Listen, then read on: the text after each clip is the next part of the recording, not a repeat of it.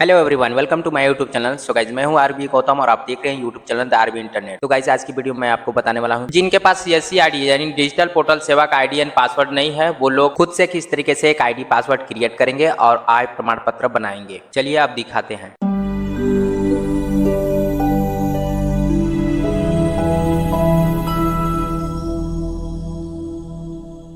तो सबसे पहले आय प्रमाण पत्र अप्लाई करने के लिए आपके पास जरूरी डॉक्यूमेंट एक कलर पासपोर्ट साइज फोटो होना चाहिए। इसके बाद आधार कार्ड के साथ मोबाइल नंबर लिंक होना चाहिए, परिवार रजिस्टर होना चाहिए चाहे राशन कार्ड, और लास्ट में आपके पास एक डिक्लेरेशन फॉर्म होना चाहिए। और इन सभी डॉक्यूमेंट का साइज जो है कि 100 KB के अंडर होना चाहिए या 100 KB तक ही होना चाहिए। अब इन डॉक्यूमेंट को किस तरीके से तैयार किया जाता है चलिए अब बताते हैं। इसके लिए किसी भी ब्राउजर में आकर के न्यू टैब ओपन करके आपको यहाँ पे टाइप करना है updistrict.up.gov.in पर। इस पेज पे आ जाएंगे। इसके बाद पहले वाले लिंक पे क्लिक करके आपको इस पेज पे आ जाना है। सेवाएं वाले सेक्शन में आकर के यहाँ पे डाउनलोड वाले सेक्शन पे क्लिक करेंगे तो यहाँ पर आपके सामने एक PDF दिखाई देगा जिसको स्व प्रमाणित पत्र घोषणा करते हैं। इस पे क्लिक करेंगे तो इस तरीके से ओपन हो जाएगा। तो अभी इस फॉर्म को पूरे तरीके से हिंदी में फिल करना है और फिल करने के लिए आपको राइट साइड के ऊपर में टेक्स्ट वाले आइकन दिखाई दे रहा है, इस पे क्लिक करेंगे। यहाँ से अपने टेक्स्ट के साइज को कम या ज्यादा करके सेट कर लेंगे और जिस जगह पर टेक्स्ट करना चाहते हैं उस जगह पे क्लिक करेंगे तो ये टेक्स्ट वाला बॉक्स ओपन होकर के आ जाएगा। अगर आपको हिंदी में टाइपिंग करने नहीं आता है तो न्यू टैब ओपन करके और आपको यहाँ पे टाइप करना है ट्रांसलेट इंग्लिश टू हिंदी,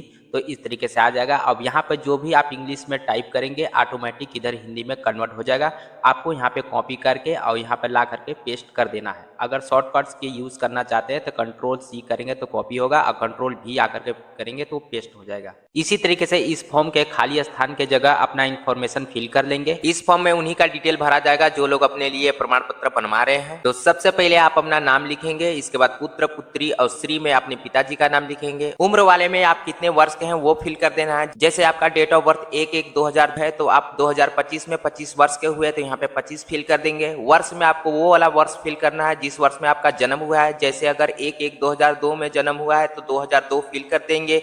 व्यवसाय में आपको कृषि फिल कर देना है, ये आपके परिवार रजिस्टर में लिखा होता है। निवासी वाले में आपको परमानेंट एड्रेस फिल कर देना है जो आपके आधार कार्ड और परिवार रजिस्टर में मिल जाता है। स्थान वाले में जिस स्थान पर आपका सीएससी सेंटर है उस स्थान का यहाँ पे नाम लिख देंगे कि कहाँ से अप्लाई कर रहे हैं। दिनांक वाले में उस डेट को आपको यहाँ फिल कर देना जिस डेट को आप ये फॉर्म को अप्लाई कर रहे हैं। आवेदक आवेदिका के हस्ताक्षर यानी जो अपना प्रमाण पत्र यहाँ पे अप्लाई करवा रहा है उसका यहाँ पे हस्ताक्षर करवा लेंगे। आवेदक आवेदिका का नाम यहाँ पे उनका नाम हो जाएगा जो अपना प्रमाण पत्र बनवा रहा है। इसके बाद ऊपर में इमेज वाले आइकन पर आकर क्लिक कर देंगे ताकि हमारे पेज का कोई भी एरिया कटे ना। फिर 3 लाइन पे क्लिक करके जूम वाले पे आकर के अपने डिस्प्ले का जो साइज है छोटा कर लेंगे ताकि ये जो मेरा फॉर्म है अच्छे से स्क्रीनशॉट मैं ले सकूं। इसके बाद नीचे विंडो में आना है, यहाँ पे सर्च वाले पे क्लिक करके आपको टाइप करना है स्पिनिंग टूल। इसके बाद इस पे क्लिक करेंगे तो ओपन हो जाएगा। फिर यहाँ पे न्यू वाले पे क्लिक करेंगे तो आपका जो स्क्रीन है थोड़ा सा धुंधला टाइप का हो जाएगा और जो आपका एरो है वो जो है कि प्लस आइकन में चेंज हो जाएगा। तो जितने एरिया को आपको स्क्रीनशॉट लेना है इस तरीके से ले लेंगे। फिर सेव वाले आइकन पे क्लिक करके जो भी इसका नाम देना चाहते हैं यहाँ पे टाइप करके इसको सेव कर लेंगे फोल्डर में। तो अब अप्लाई करने के लिए सभी डॉक्यूमेंट को इस तरीके से रेडी कर लेंगे और सभी डॉक्यूमेंट का साइज जो है कि 100 KB से कम होना चाहिए। अगर आपको डॉक्यूमेंट का साइज रिसाइज करने नहीं आता है तो उसको भी हम बता देते हैं किस तरीके से करना है। तो उसके लिए सबसे पहले हम देख लेते हैं डॉक्यूमेंट का साइज क्या है। तो यहाँ पे डॉक्यूमेंट पे आकर के माउस का राइट बटन क्लिक करेंगे। इसके बाद नीचे आएंगे यहाँ पे प्रॉपर्टी पे तो ये देखेंगे कि कितना साइज का है। यहाँ पे आपको दिख जाता है कि कितना साइज का है। इसके बाद फिर से दोबारा से आपको राइट बटन पे क्लिक करना है, यहाँ पर ओपन विथ पे आ जाना है। इसके बाद इसको पेंटिंग वाले सॉफ्टवेयर में ओपन कर लेना है। ओपन होने के बाद इस फाइल का साइज कितना है यहाँ पे आपको नीचे भी दिख जाता है। इसके बाद यहाँ पे आपको रिसाइज का ऑप्शन दिख रहा है, इस पे क्लिक करना है। रिसाइज वाले ऑप्शन पे क्लिक करने के बाद आपको 2 ऑप्शन दिखाई देते हैं, परसेंटेज दूसरा पिक्सल। आप दोनों तरीके से अपने फाइल के साइज को कम कर सकते हैं। पहला हम दिखाएंगे आपको परसेंटेज के हिसाब से, अब इसके बाद पिक्सल के हिसाब से आपको दिखाएंगे। तो पहले परसेंटेज के हिसाब से हम अपने फाइल का साइज कम करेंगे तो यहाँ पे देखेंगे कि हमारा कितने KB का ये फाइल है उसका अगर हम हाफ करेंगे तो कितना मेरा होगा। जैसे यहाँ पे 800 कुछ है तो इसका हाफ करेंगे तो 400 कुछ होगा। उसी प्रकार से परसेंटेज पे यहाँ पे आएंगे और यहाँ पर देखिए हमारा 100 लिखा हुआ है, इसको हम यहाँ पे 50 कर देंगे यानी हाफ कर देंगे तो वही हमारे फाइल का साइज हाफ हो जाएगा। तो यहाँ पे हम 50 लिख करके और Ctrl+S प्रेस करते हैं तो ये देखिए इस तरीके से सेव हो जाएगा और मेरे फाइल का साइज यहाँ पे आपको दिख जाएगा कि कितना कम हो गया। तो अभी भी हमारे फाइल का साइज जो है कि बहुत अधिक है, यानी 100 के लगभग में नहीं है, यानी 200 भी नहीं है। तो अभी भी हमारे फाइल का साइज बहुत ज्यादा है, तो हमें और भी कम करना है। तो यहाँ पे देखिए 300 है और 300 केबी को हम अगर हाफ करेंगे तो 150 के लगभग आएगा। उसी प्रकार से हमारा यहाँ परसेंटेज पे टिक होने के बाद यहाँ पे 100% लिखा है, इसको भी हाफ करे तो हमारे फाइल का साइज ज्यादा कम नहीं होगा। तो यहाँ पर 50 करके और कंट्रोल यस करते हैं तो मेरे फाइल का साइज अब देखिए कम हो गया, यानी 118 हो चुका है केबी। अब हमारे फाइल का जो है कि साइज अब 18 केबी केवल ज़्यादा है। अब इस 18 केबी को कम करना है, क्योंकि हमें 100 केबी से कम रखना है या 100 केबी तक ही रखना है। तो उसके लिए फिर से हम रिसाइज पे क्लिक करके परसेंटेज पर टिक रहने देंगे और यहाँ पर अब हमें जो 100 लिखा है अगर हम इसको हाफ कर देते हैं तो मेरा जो 118 है तो वो भी हाफ हो जाएगा, यानी बहुत ज़्यादा ही मेरे फाइल का साइज कम हो जाएगा।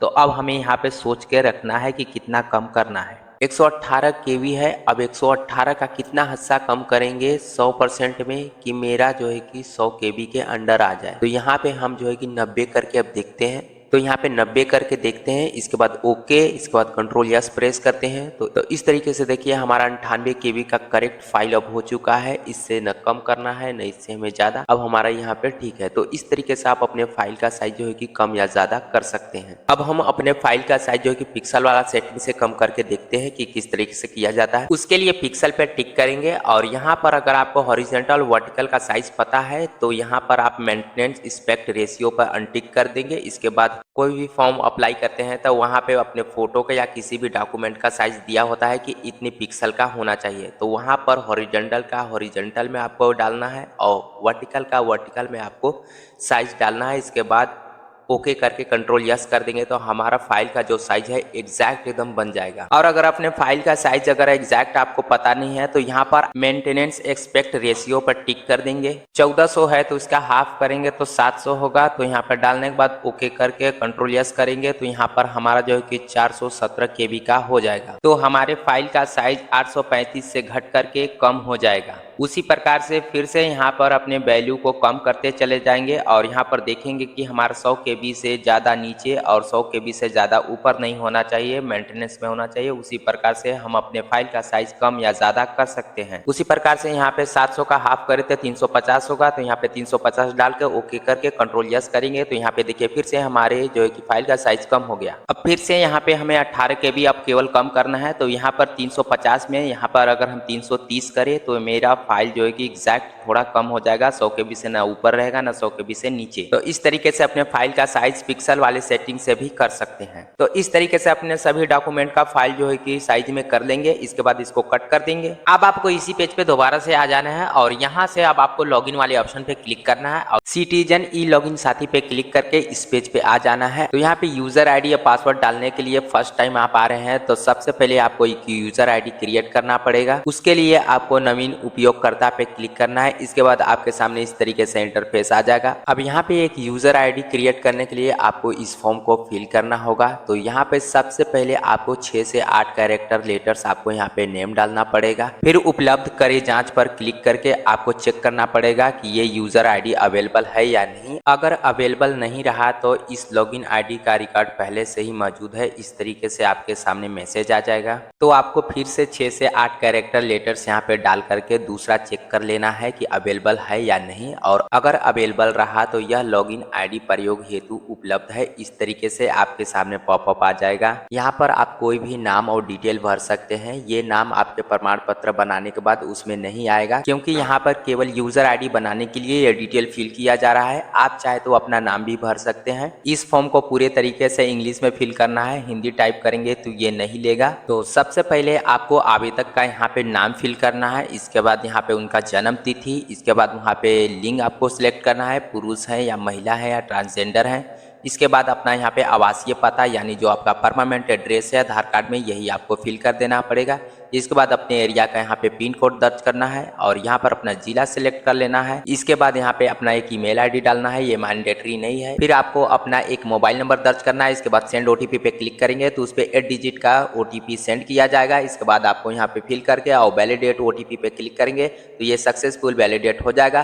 फिर आपको नीचे कैप्चा दिया हुआ है, आपको सुरक्षा कोड दर्ज करे पर आपको फिल करके और सुरक्षित करें ऑप्शन पे क्लिक करेंगे तो आपका यूजर आईडी क्रिएट हो जाएगा और आपके रजिस्टर्ड मोबाइल नंबर पर यूजर आईडी और पासवर्ड एसएमएस के माध्यम से तुरंत प्राप्त हो जाता है। इसके बाद आपको फिर से इस तरीके से होम पेज पे आ जाना है। अब यहाँ से अपना यूजर आईडी और आपको पासवर्ड आपको वही फिल करना है जो आपके रजिस्टर्ड मोबाइल नंबर पर ओटीपी के माध्यम से लास्ट में भेजा गया है। अगर आप किसी वजह से उस पासवर्ड को उड़ा दिए हैं तो उसके लिए आप फॉरगेट पासवर्ड पे क्लिक करेंगे। इसके बाद आपके सामने इस तरीके से पेज आ जाएगा। आप सबसे ऊपर में अपना यूजर आईडी डालेंगे। इसके बाद सेकंड में आपको रजिस्टर्ड मोबाइल नंबर डालना है जो आप रजिस्ट्रेशन करते समय फिल किए थे।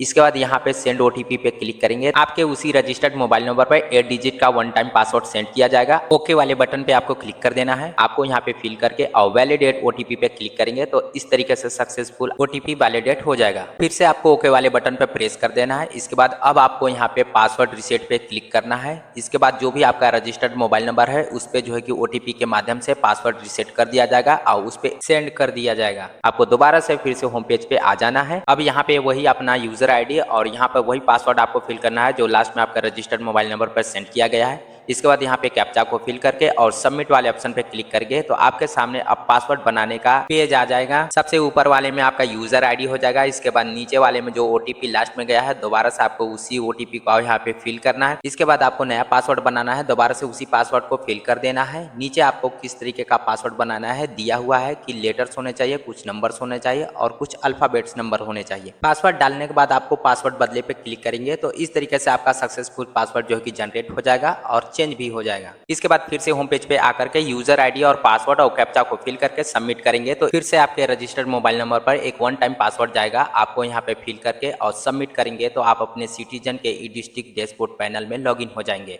अब यहाँ से जितने भी सर्विसेज हैं आप इसको आसानी से एक्सेस कर सकते हैं अपने खुद के लिए। अब इनकम सर्टिफिकेट यानी आय प्रमाण पत्र अप्लाई करने के लिए आपको प्रमाण पत्र सेवाएं वाले में आना है और यहाँ पे आय प्रमाण पत्र पे क्लिक करना है। इसके बाद ऊपर में आधार नंबर और नीचे आपको कैप्चा को फिल करके और डिक्लेरेशन चेक बॉक्स पर टिक करके और सबमिट वाले ऑप्शन पे क्लिक करेंगे तो आपके रजिस्टर्ड मोबाइल नंबर पर यूआईडीआई की तरफ से जो भी आधार कार्ड के साथ मोबाइल नंबर लिंक होगा उस पे 6 डिजिट का ओटीपी सेंड किया जाएगा। आपको यहाँ पे फिल करके और सबमिट कर देना है तो आपके सामने इस तरीके से पूरा फॉर्म खुल करके आ जाएगा आय प्रमाण पत्र बनाने के लिए। अब इस फॉर्म को पूरी तरीके से हिंदी में आपको फिल करना है। तो सबसे पहले इस फॉर्म को भरने के लिए आपको ऊपर में ग्रामीण और नगरीय दिख रहा है। अगर आप गांव से हैं तो ग्रामीण टिक करेंगे और अगर आप शहर से हैं तो नगरीय पर टिक करेंगे। इसके बाद हिंदी और इंग्लिश में यहाँ पे नाम आ जाता है। ये आपके आधार कार्ड में जैसा भी होता है ये ऑटोमेटिक यहाँ पे फैच कर लेता है। इसमें आप कोई बदलाव नहीं कर सकते। फिर पिता, पति और संरक्षक के नाम में अगर आपके पिता हैं तो पिता का नाम लिखेंगे और अगर आपका शादी हो गया तो यहाँ पे पति का नाम लिखेंगे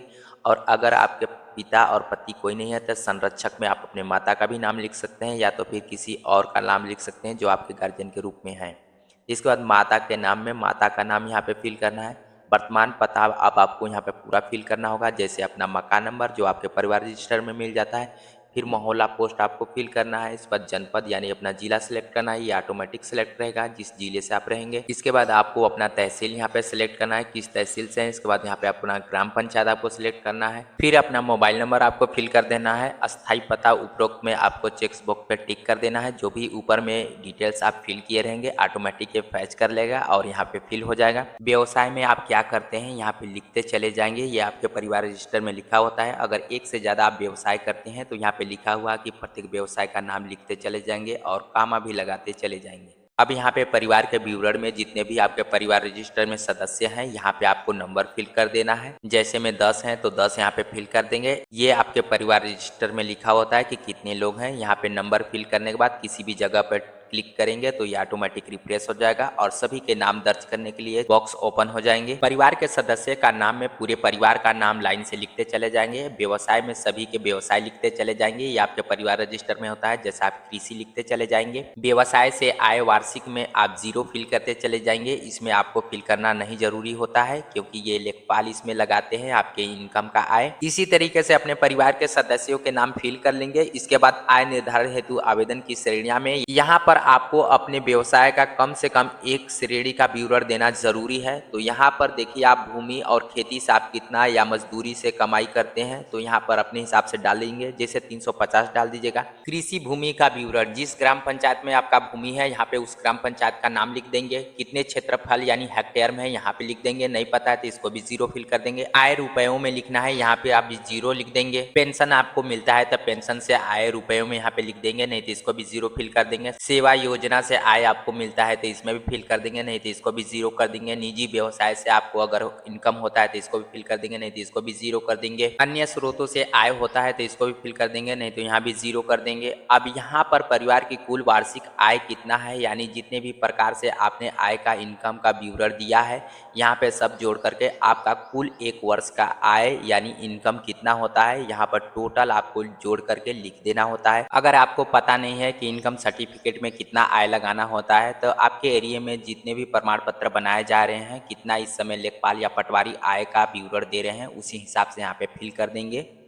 जैसे इस समय अभी 44,000 या 46,000 का इनकम सर्टिफिकेट बनाया जा रहा है, लेखपाल लोग लगा रहे हैं, उसी हिसाब से यहाँ पे फिल कर दीजिएगा। अगर नहीं पता है तो आप अपने हिसाब से कुल जोड़ करके यहाँ पे फिल कर लीजिएगा, इससे कोई दिक्कत नहीं होता है क्योंकि इसका भी रिपोर्ट लेखपाल या पटवारी लगाते हैं। अब यहाँ पर क्या इससे पूर्व प्रमाण पत्र जारी हुआ है तो हाँ कर देंगे तो आपको प्रमाण पत्र संख्या डालना पड़ेगा, और नहीं हुआ है तो यहाँ पे नहीं कर देंगे तो कोई भी संख्या आपको डालना नहीं पड़ेगा। आवेदन का शुल्क भुगतान कर दिए हैं तो यहाँ पर हाँ कर सकते हैं या ना कर सकते हैं या एनए कर सकते हैं, यहाँ पे कोई फर्क नहीं पड़ता है। फिर राशन कार्ड संख्या यानी परिवार आईडी जो होता है, राशन कार्ड का नंबर यहाँ पर वो ऑटोमेटिक फेच कर लेता है अगर आपके राशन कार्ड में आपका नाम है तो। इसके बाद प्रमाण पत्र बनवाने का कारण आपको देना पड़ेगा कि किस वजह से इस प्रमाण पत्र को आप बनवाना चाहते हैं, यानी किस कार्य के लिए, जैसे स्कूल कॉलेज में एडमिशन या छात्रवृत्ति अप्लाई करने के लिए या फिर किसी अन्य कार्य के लिए, तो यहाँ पे अन्य पे टिक करेंगे और जिस कार्य के लिए अप्लाई कर रहे हैं यहाँ पर उसका नाम फिल कर सकते हैं मैनुअली। अब यहाँ पे संलग्न शीर्षक में आपको फाइल यानी अपना डॉक्यूमेंट अटैचमेंट करना पड़ेगा। तो सबसे पहले यहाँ पे सिलेक्ट करेंगे और आप कौन सा यहाँ पे डॉक्यूमेंट अपलोड करना चाहते हैं, यहाँ पे उनका नाम सिलेक्ट करेंगे। जिससे अगर फोटो आप अपलोड करना चाहते हैं वो आपके पास फोटो है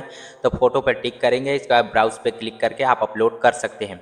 और अगर आपके पास फोटो नहीं है तो आप चाहते हैं कि आपका आधार कार्ड वाला फोटो ही आपके इस प्रमाण पत्र पे आए, तो यहाँ पे एक बॉक्स लिखा हुआ है कि आधार कार्ड में उपलब्ध फोटो अपलोड करने हेतु यहाँ पे टिक करें, तो इस बॉक्स पे टिक कर देंगे। तो जो भी आपके आधार कार्ड में फोटो अपलोड है यानी आपके आधार कार्ड में जो भी फोटो है वही फोटो इस प्रमाण पत्र पर आएगा और यही फोटो इस पे अपलोड हो जाएगा। इसके बाद अब अपलोड करना है हमें स्वप्रमाणित घोषणा पत्र, तो इस पे टिक करेंगे। इसके बाद ब्राउजर पे क्लिक करेंगे, अब जहां भी फाइल है उसको सिलेक्ट करेंगे। इसके बाद अपलोड वाले बटन पे क्लिक करेंगे तो इस तरीके से अपलोड हो जाएगा। अब हमें यहाँ पे अपलोड करना है राशन कार्ड का कॉपी या तो फिर वेतन पर्ची, तो इन दोनों में से हमारे पास कोई नहीं है तो यहाँ पे अन्य पे टिक करेंगे। इसके बाद यहाँ पे इस फाइल का नाम देंगे, जैसे परिवार रजिस्टर अपलोड करेंगे। इसके बाद ब्राउज पे क्लिक करके फाइल को सिलेक्ट कर लेंगे। इसके बाद अपलोड वाले बटन पे क्लिक करेंगे तो ये भी अपलोड हो जाएगा। उसी तरीके से अब हमें आधार कार्ड अपलोड करना है तो आधार कार्ड का नाम इसमें नहीं है, दोबारा से अन्य पे टिक करेंगे। इसके बाद यहाँ पर भी उसका हम नाम देंगे। इसके बाद फिर से ब्राउजर पे क्लिक करके अपना फाइल सिलेक्ट करेंगे। इसके बाद अपलोड वाले बटन पे क्लिक करेंगे तो इस तरीके से अपलोड हो जाएगा। अगर सिलेक्ट करने में कोई गलत फाइल अपलोड हो गया है तो उस फाइल के नाम के आगे जो बॉक्स बना हुआ है उस पर टिक करेंगे तो ऑटोमेटिक डिलीट हो जाएगा। फिर उसी तरीके से ब्राउज पे क्लिक करके अपने फाइल को सिलेक्ट करके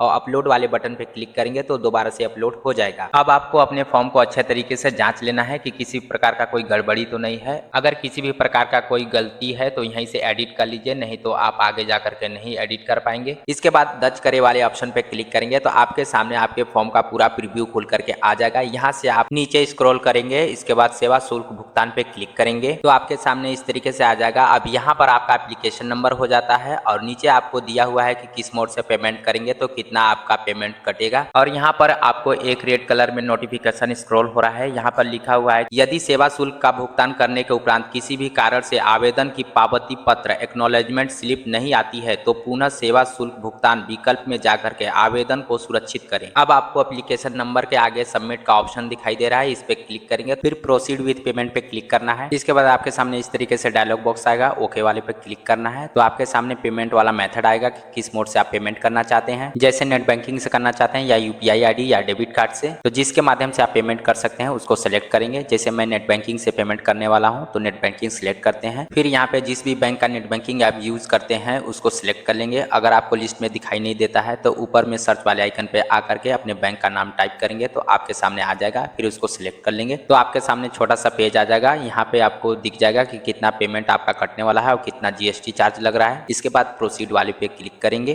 फिर आपको ये नेट बैंकिंग के पेज पे रिडायरेक्ट कर देगा। आपको यहाँ पे अपनी नेट बैंकिंग का यूजर आईडी और यहाँ पे पासवर्ड को डाल करके लॉगिन वाले ऑप्शन पे क्लिक करेंगे तो आपके सामने इस तरीके से पेज आ जाएगा। अब यहाँ पर कितना पेमेंट कटने वाला है दिख जाता है। इसके बाद पे वाले ऑप्शन पे क्लिक करेंगे तो जो भी आपके बैंक के साथ रजिस्टर्ड मोबाइल नंबर होता है उस मोबाइल नंबर पर 6 डिजिट का ओटीपी बैंक की तरफ से भेजा जाता है। आपको यहाँ पे फिल करके और सबमिट वाले ऑप्शन पे क्लिक करेंगे तो आपका पेमेंट कंप्लीट हो जाएगा। पेमेंट होने के बाद आपके सामने अगर इस तरीके का पेज एरर आता है तो आपको इसको कट कर देना है। दोबारा से डैशबोर्ड में जाकर के लॉगिन हो जाना है। आप जितने बार लॉगिन करेंगे हर बार आपके रजिस्टर्ड मोबाइल नंबर पर ओटीपी जाएगा, आपको फिल करके लॉगिन हो जाना है। अब प्रमाण पत्र अप्लाई करते समय जो भी रजिस्टर्ड मोबाइल नंबर फॉर्म में फिल किए होते हैं उसी नंबर पर जो है कि आवेदन संख्या चला जाता है। आपको उसे कॉपी कर लेना है। अगर मोबाइल पास में नहीं है तो आपको डैशबोर्ड में आने के बाद आपको आवेदन सूची पे आना है। इसके बाद एप्लीकेशन नंबर आपको दिख जाता है जितना आप यहाँ पे अप्लाई किए रहेंगे।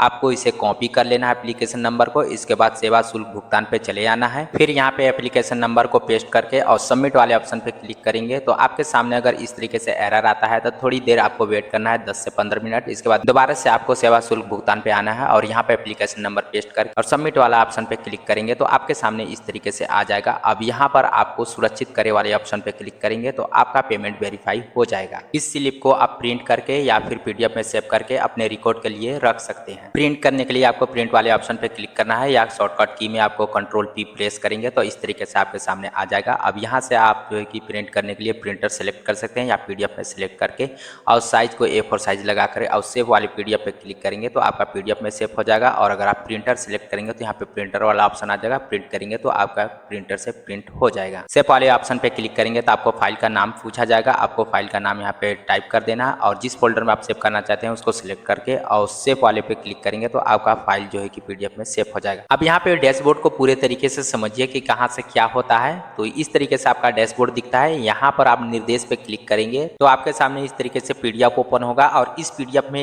किस तरीके से इस पोर्टल को यूज करना है, यहाँ रजिस्ट्रेशन से लेकर आवेदन तक पूरा प्रोसेस इसमें दिया हुआ है। आवेदन प्रिंट पे क्लिक करके आप किसी प्रमाण पत्र को आवेदन किए हैं तो उसका पूरा प्रीव्यू यहाँ पर देख सकते हैं।